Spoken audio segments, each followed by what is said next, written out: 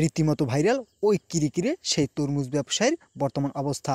আমার তরমুজ বর্তমানে পচে যাইতেছে ভাই, আমি বিক্রি করতে পারতেছি না ভাই, আমি কিভাবে চলবো ভাই, এভাবেই কান্নায় ভেঙে পড়ছেন সম্প্রতি ভাইরাল হওয়ার কারণ বাজারের সেই মোহাম্মদ রনি।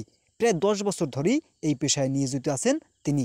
ওই কিরিকিরে মধু মধু রসমালাই এই ধরনের মজার স্লোগান দিয়েই তিনি ক্রেতাদের দৃষ্টি আকর্ষণ করেন, যার কারণে রীতিমতো সামাজিক যোগাযোগ মাধ্যমে ভাইরাল হয়ে গেছেন তিনি। ভাইরাল হওয়ার পর থেকেই সেই তরমুজ বিক্রেতাকে দেখতে প্রতিনিয়ত ভিড় জমাচ্ছে অনেক মানুষ।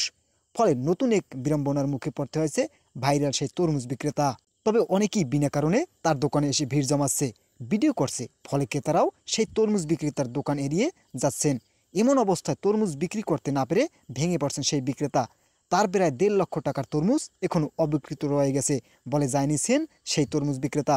তরমুজ ব্যবসায়ীকে দিয়ে সবাই ফেসবুকে বা নিজের ব্র্যান্ডিং করে ডলার ইনকাম করছে। অপরদিকে ওই তরমুজ ব্যবসায়ী নিজের তরমুজ বিক্রি করতে না পেরে কাঁদতেছে, তবে 1.5 লাখ টাকার তরমুজ তার নষ্ট হয়ে যাচ্ছে।